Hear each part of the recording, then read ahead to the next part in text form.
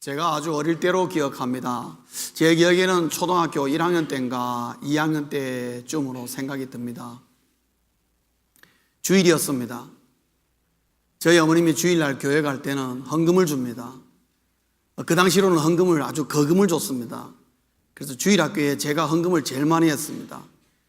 주일날 헌금을 제가 10원을 했습니다. 그 당시에 10원은 지폐로 되어 있었습니다. 지폐로 나온 게 있는데 우리 어머님이 지폐를 토요일날 다래미로 풀까지 미겨가지고 빳빳하게 다렸어. 주일 아침 되면 10원을 딱 들려줍니다. 헌금하라고. 어느 주일날 그 10원의 헌금이 일을 냈습니다. 들고 나가다가 교회로 빨리빨리 가면 되는 건데 교회 앞에 노점상이 있고 그게 우리 아저씨가 늘 나와가지고 뭐를 파는가 하면은 여러분 별 뽑기 아십니까? 그 국자에다가 누런 설탕 넣고 쏟아 넣어가지고 확 저으면은 부풀어 오릅니다. 그러면 철판 위에 탁 엎고 호떡 누르듯이 쫙 눌러가지고 그 다음에 그 위에다 별을 딱 찍어줍니다. 그리고 바늘을 줍니다. 바늘로 그것을 파가지고 별을 완전하게 딱 만들어 내면은 설탕으로 만든 곤충이 있습니다.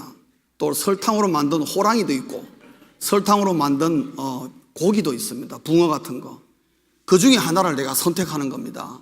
그거 하나 받아보려고 굉장히 우리가 노력을 많이 기울이고 많은 돈을 허비했는데 그날 주일날 저한테 이상한 삘이 돌아가지고 거기 가가지고 그만 헌금을 거기다 다 써버리고 말았습니다.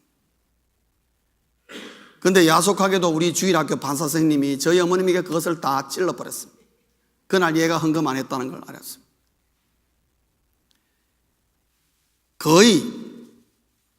거의 그냥 생명이 보존하는 수준까지만 맞았습니다. 얼마나 혼이 났는지 모릅니다. 어릴 때 제가 그때 처음으로 생사화복의 비밀을 깨닫게 되었습니다. 사망의 길을 걸으면 이렇게 화를 당하는구나 하는 것을 어릴 때 처음으로 알았습니다. 사랑하는 성도님 여러분, 우리 인생은 전부 다 생사화복으로 구성되어 있습니다. 다른 거 아닙니다, 여러분. 그렇지 않습니까? 80년을 살건 20살을 되었건 뭐 얼마를 살았건 간에 생사화복의 범위 속에 다 들어가 있다 이 말입니다. 그래서 생사화복이라는 말은 쉬운 말 같지만은 상당히 우리 일반 세상적인 진리 속에서도 많이 유념이 되고 회자가 되는 말씀입니다. 근데 중요한 거는 그 생사화복이 누구의 손에 달려있느냐 하는 것입니다. 이 세상은 간단하게 대답합니다. 그거 당신 손에 달린 거라고 그렇게 얘기합니다. 우리는 그렇게 듣고 자라왔습니다. 그러나 오늘 여러분 신명기에 보면은 생사화복에 대한 얘기를 해주는데 모세는 이스라엘 백성들에게 뭐라고 가르쳤나 하면 생사화복이 당신들에게 있는 게 아니라 하나님에게 있다고 말하고 있습니다. 우리의 세상적인 통념을 완전히 거꾸로 뒤집어 버리는 그런 말을 하고 있습니다. 과연 그럴까요? 하는 것입니다. 오늘 모세는 신명기를 통해서 이스라엘 백성들에게 생사화복의 주인은 하나님에게 있다. 그러면서 오늘 이 말씀을 해주고 있습니다. 그렇다면 오늘 우리가 이 말씀을 받을 때에 처음으로 우리가 질문할 수 있는 건 뭐냐 하면은 성도님 여러분, 그러면 여러분은 이 말씀을 받을 때에 생사화복의 주인이 하나님이심을 인정하시는가 하는 것입니다. 어떻습니까, 여러분? 여러분의 생사화복이 하나님 손에 달려있다고 여러분 그렇게 인정하십니까? 아멘 할 수 있기를 주의 이름으로 축원합니다. 그러나 노멘 하는 사람도 분명히 있을 겁니다. 오래도록 우리 그렇게 살았기 때문에. 생사화복의 주인이 하나님임을 인정하는 게 여러분 굉장히 중요합니다. 말로만 인정하는 게 아니라 가슴으로 인정하는 것 정말 중요합니다. 생사화복이라는 말의 의미를 간단하게 좀 정리하겠습니다. 오늘 본문에 나오는 것을 중심으로 해서 정리하면은 네 가지로 정리할 수 있습니다. 첫째는 뭐냐면은 생사화복 그럴 때에 생과 사는 원인을 말하고 있습니다. 그리고 화와 복은 그 결과를 말하고 있다는 걸 아셔야 됩니다. 그렇기 때문에 생사화복이 네 가지의 길인 것처럼 보이지만 사실은 두 가지의 길이라는 걸 우리가 알아야 됩니다. 결국 우리가 초이스할 수 있는 건 뭐냐 하면은 생명의 길을 선택할 거냐 아니면 사망의 길을 선택할 거냐, 늘 우리의 선택 부분에서 이 둘 중에 하나를 선택하면 된다는 거죠. 그리고 그 결과는 화냐 복이냐로 끝난다는 것입니다. 만약에 이 하나님 말씀이 진리라면은 우리가 사망의 길을 선택하면 반드시 우리에게는 결과가 화로 나온다는 걸 알아야 된다. 생명의 길을 선택했느냐? 그럼 반드시 우리에게 복으로 나온다. 그래서 결국 우리에게는 두 가지 길이라는 걸 말하고 있습니다. 그리고 우리가 또 두 번째 생각할 것은 생사화복 그럴 때에 우리가 만들어내는 길이 아니고 모세가 만드는 것도 아니고 하나님께서 모세를 통하여 우리에게 제시한 길인 것입니다. 하나님이 만들어 놓은 길들이란 말이죠. 두 가지의 길. 이것은 공교롭게도 마태복음에 가면은, 마태복음 7장에 가면은 예수님께도 이 말씀을 하십니다.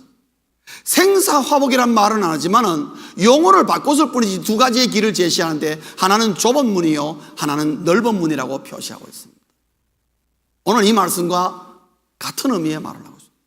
예수님도 좁은 문과 넓은 문 두 가지 비유를 하며 어떤 사람이든지 간에 이 두 가지 중에 한 길을 걷게 되어 있다고 말하고 있습니다.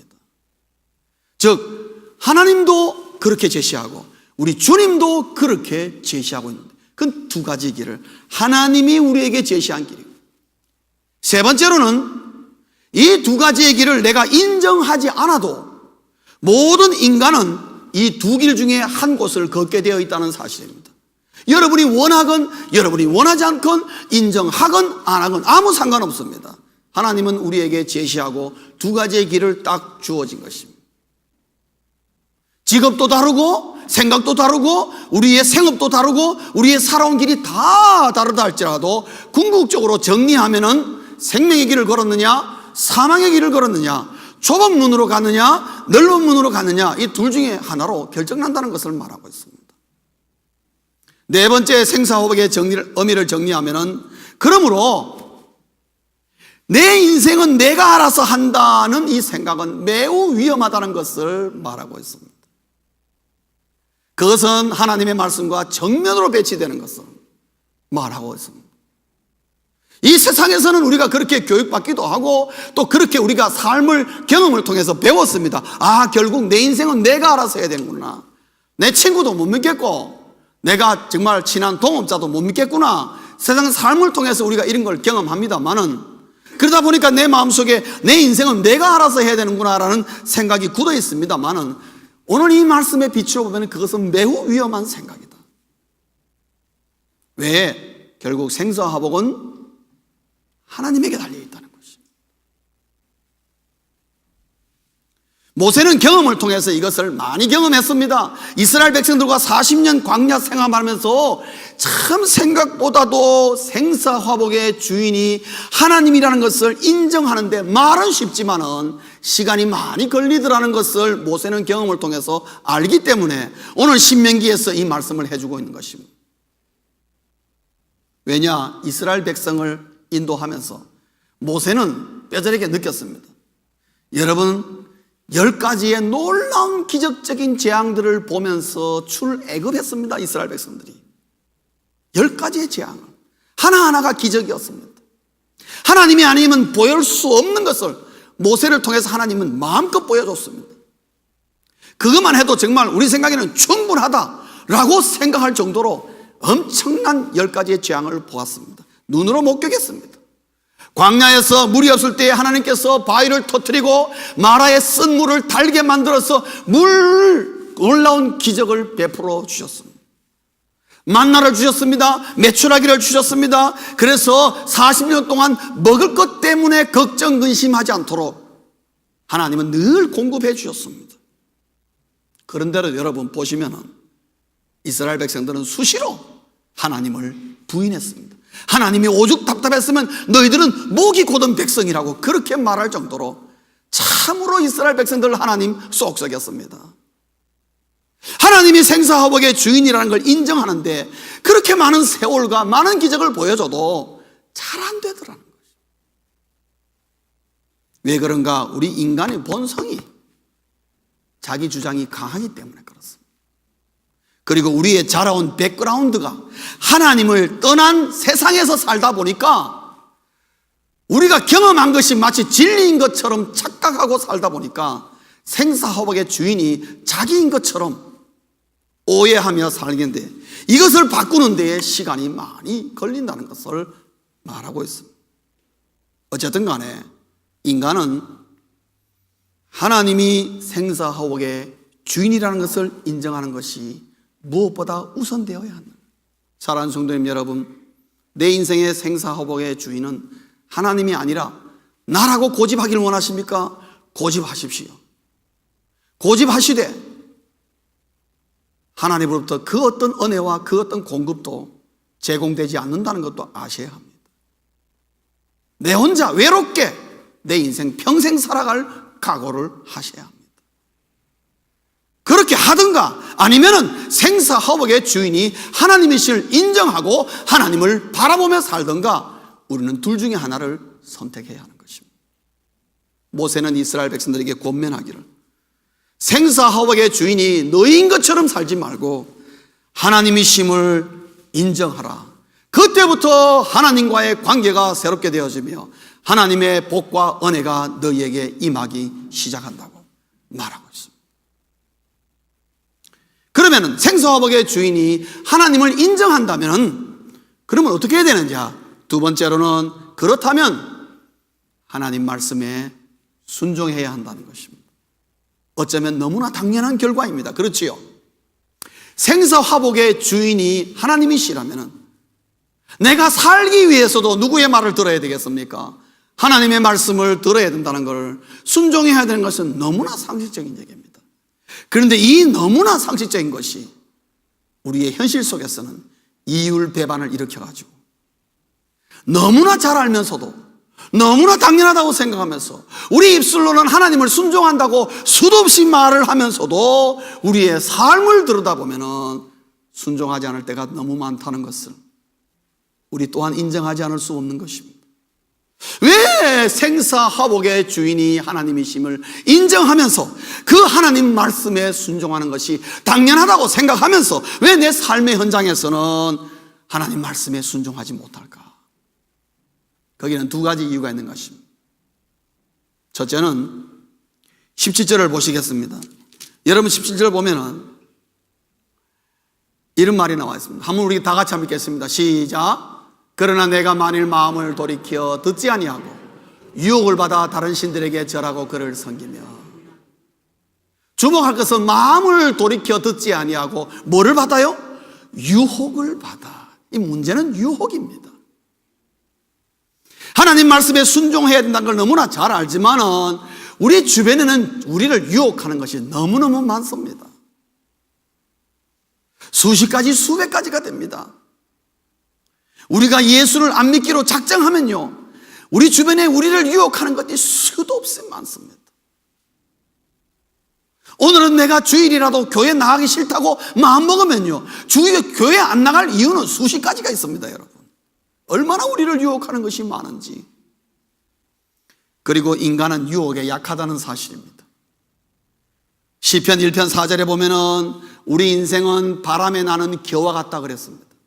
겨 아시죠? 훅 불면 날아가 버리는 거. 야고보서 1장 6절에 뭐라 했습니까? 우리 인생은 바람에 밀려 요동하는 바다 물결 같다 그랬습니다. 우리 인생은 유혹에 약합니다. 그래서 우리가 유혹을 받으면은 묘하게도 인간의 마음은 그러면 안 되는데 그러면서 내 마음을 그것으로 빼앗기는 게 또한 현실입니다. 바로 이 유혹이 우리를 하나님 말씀에 순종하지 못하도록 만드는 가장 큰 요인이라는 것을 오늘 17절에서 모세가 그것을 알고 강조하는 것입니다. 또 하나가 있습니다. 그거는 뭐냐면은 무사한 일입니다. 무사한 일. 무사한 일이라는 말은 무슨 말입니까? 목사님, 순종 안 해도 별 문제 없이 잘 넘어가던데요. 그렇게 말할 수 있습니다. 다른 사람들은 순종 안 해도 잘만 되던데요. 목사님, 하나님의 말씀은 그더라도 이 문제만큼은 목사님 아닌 것 같습니다. 제가 생각한 대로 하겠습니다. 그런 생각을 가질 수 있는 것입니다. 이것이 무사한 일이 우리에게 가져왔어. 하나님의 말씀을 순종해야 되는 걸 알면서도 그 마음이 점점 사라지게 만드는 요인입니다. 유혹과 무사한 일, 하나님 말씀을 순종치 못하는 요인입니다. 한 번 순종 안 한다고 해서 하나님이 벼락 때리지 않습니다, 여러분. 몇십 번 순종 안 한다고 해서 하나님이 이놈 그러고 그냥 우리에게다 뭐 다리를 분질르거나 그러지 않습니다, 하나님. 그러나 하나님이 한 번씩 체크할 때가 있습니다. 그때는 조금의 여유가 없다는 걸 알게 됩니다. 여러분, 제가 어느 날 속도 위반하다가 티켓을 먹게 되었습니다. 경관이 차를 딱 세웠습니다. 프리웨이인데. 그래서 경찰 보고 그랬어요. 내가 밤낮 속도 위반하는 게 아니고 모처럼 내가 속도 위반하다가 당신한테 걸렸는데 저기 보면은 수없이 많은 차가 지금 속도 위반하고 지나가고 있지 않냐고. 그러니까 한번 봐주시오. 그러니까 경관이 뭐라 그러냐면은 내가 너무 잘 알고 있다. 그러나 수없이 많은 교통위반 가운데 불행 중으로 오늘이 당신 차례일 뿐이다. 그렇게 얘기하고 티켓 딱 끼고 가버려요. 티켓 알짤 없이 뭐죠. 오늘이 내 차례라는데. 야, 순경들도 그런 질문 많이 받는가 봐요. 알아요. 오늘 당신 차례라는데 뭐라 그러겠습니까, 제가? 우리 차례가 돌아온다 이 말이죠. 무산일하게 뭐 하나님 말씀 순종 안 해도 그저 슬금슬금 잘 넘어갔더라. 그러나 하나님이 참으시다가 인내하시다가 하나님이 정말 우리를 사랑하신다면 한 번씩 우리 뺨이라도 때릴 때가 있다는 것입니다. 그러나 하나님이 우리에게는 뺨을 살짝 때려도 우리한테는 막 죽게 하면 살기로 혼나는 경우가 있는 것입니다. 이스라엘 백성들이 그렇게 되었습니다, 여러분. 우습게 여기다가. 사랑하는 성도님 여러분, 하나님의 말씀에 순종해야 한다. 하나님 말씀 순종하는 것은 여러분 불가능한 것이 아닙니다. 하나님이 우리에게 불가능한 것을 갖다가 순종하라고 요구한 적 한 번도 없습니다, 여러분. 하나님께서 우리에게 주시는 말씀은 순종이 불가능한 것이 아니라 내 마음의 자세가 문제라는 것입니다. 오늘 여러분 17절에 보면은 만일 네가 마음을 돌이켜 유혹을 받아. 유혹과 무사한 일이라는 것은 내 마음의 자세와 관계 있는 것입니다. 내 마음이 하나님의 말씀을 순종하겠다는 굳건한 마음을 품고 있으면 우리는 얼마든지 하나님의 말씀을 순종하며 살 수 있다는 것을 말하고 있습니다.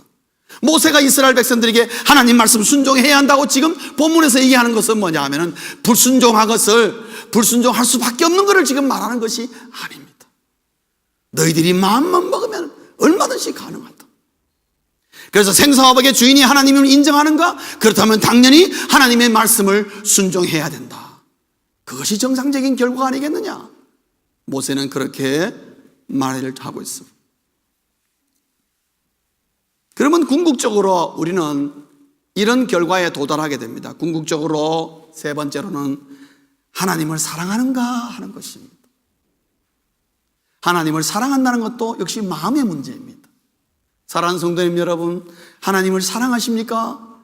하나님을 사랑하는 자는 하나님 말씀 순종하게 되어 있습니다. 안 그렇습니까?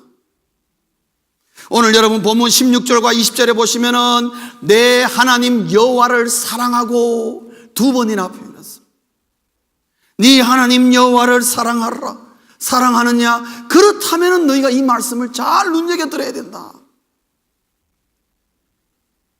사람은 사랑하는 자의 말을 따라가게 되어 있습니다.